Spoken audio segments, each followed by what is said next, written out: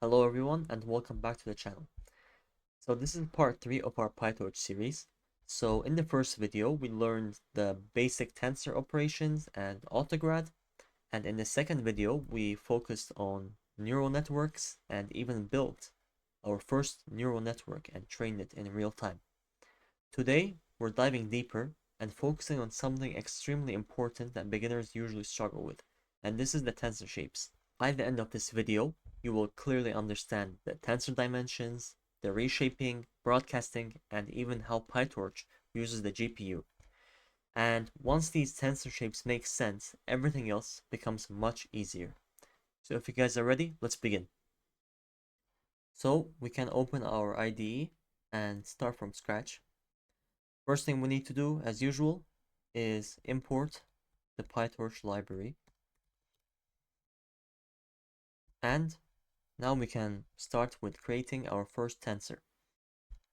So we just go ahead and write import torch.tensor. Let's say 1, 2, 3, and 4. So this is the example we're going to use. If we can print this tensor directly. So here we created a tensor called x, and we put 4 numbers inside the brackets. That makes this a one-dimensional tensor.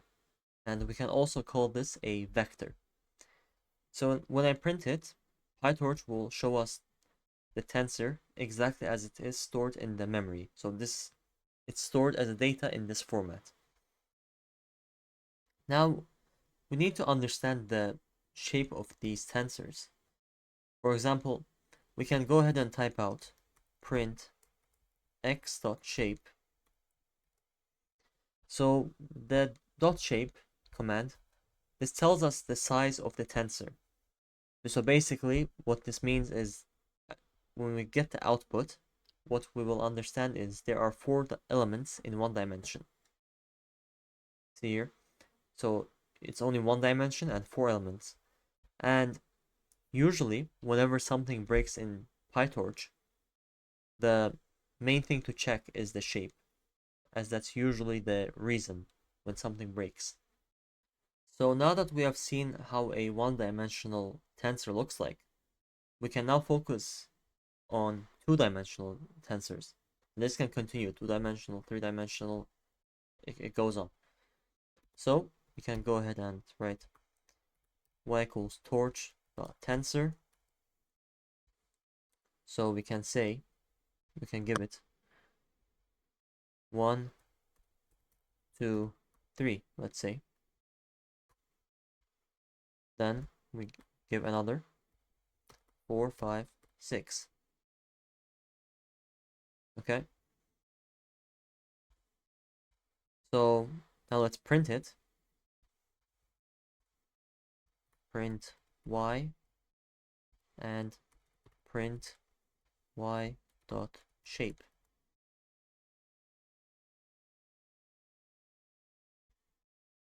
So when we run that, we see that it's two-dimensional over here.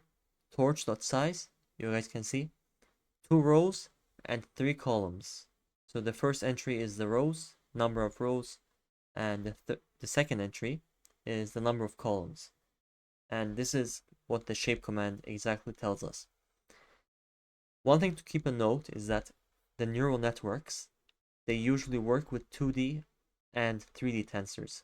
So the one-dimensional is just a very basic to understand the topic, but practically 2D and 3D tensors are heavily used. So why the shapes actually matter is because PyTorch doesn't actually automatically guess what you mean. For example, if the shapes don't match, the PyTorch will crash. And this is actually more than 90% of errors the beginners make. And it's also possible to reshape the tensors. So let me do an example to show this more clearly. For instance, we can create a tensor using the arrange.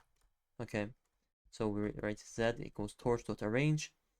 So basically this will create numbers ranging from 0 to 11. So 12 values ranging from 0 to 11. So print z dot shape. Okay, so you guys can see it printed 12 values exactly, and the values are ranged from 0 to 11. And it's again one-dimensional tensor with 12 values. So now we can reshape this tensor by writing out, let's say here, we can go ahead and do z2 equals z dot view 3 and 4. Okay, so we can also print this now again. Print z2 and print z2 dot shape. So basically, what the view command over here, the view 3 and 4, what it does is it reshapes the tensor. So one thing to keep in mind is we don't actually change the data, we only change or reshape how it's arranged. So 3 rows and 4 columns, it will still equal to 12 values either way. And this is exactly how we did it in our first tensor. So at the end, it's the same data, just the shape is changed. And an error related to this can be that if the numbers don't multiply correctly, PyTorch can throw an error. So make sure to, if you see an error, this could be a reason. So now if we run this, we will see we got the same numbers. However, you can see 3 rows and 4 columns. Exactly the same data, just reshaped. And torch to size here, you guys can see it changes.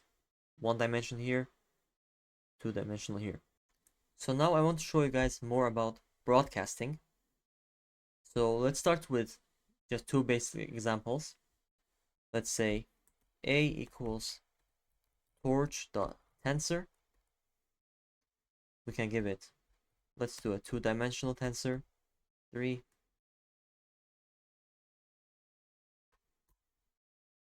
And we can give another one.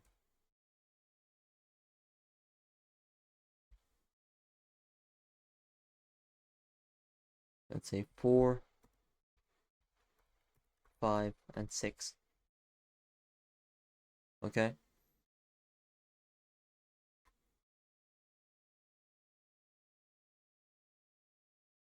So now let's give a second tensor, but make this one 1-dimensional. So let's give random numbers like 10, 20, and 30. So now we print A plus B. Okay. So once you guys see so if you guys see here, we get 11, 22, 33, 14, 25, 36. And notice how it's in 2-dimensional, not 1-dimensional. And this is what's called as broadcasting, because PyTorch automatically stretches the B tensor so that it matches the A tensor. So here, each row in A will get added by B. And this is, again, extremely common use in machine learning, and it's referred to as broadcasting, so that we convert if 2 different tensor shapes are added together, the higher shape will dominate. And as you guys see here, the A shape with 2 dimensions, we get the value as 2-dimensional, and the B tensor is added to each row. And next we can start with CPUs versus GPUs, as we discussed in the beginning of the video. So first we can get the device, which we have seen actually in our very earlier videos where we were building an actual GPT model. We use this command, device equals torch.device, say here, sudo if torch.suda is available. Okay, and else CPU. So now that we get it, we can print the device.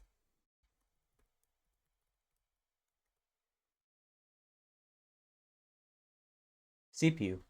So this code over here, the device, this line checks if a GPU is available. So if yes, then PyTorch will start using the GPU. However, if it doesn't exist, then it will start using CPU. So in my case, currently I'm using a CPU, and it shows here a CPU.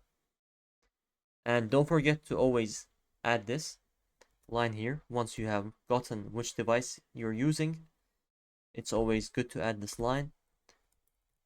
Sometimes actually important to add this line, because this will move the tensors to the selected device. So because all the tensors and the models must be on the same device, otherwise we can get a crash. And a very common beginner mistake is mixing the CPUs and the GPU tensors together, because if you suddenly add them together without actually moving them to the same device, PyTorch will give you an error. So it's always good to check your device and make sure it's all in the same page. So to give a quick recap of what we learned today, we learned how the tensors shapes work, how to reshape the tensors, how broadcasting works and what is broadcasting, and even the difference in CPUs versus GPUs, and how PyTorch handles the CPU and GPU's tensors. So this knowledge is actually quite essential before we move forward. So it was important for me to make a video separately just on this topic before we can continue with our course. In the next video, we will dive deeper into more advanced PyTorch topics.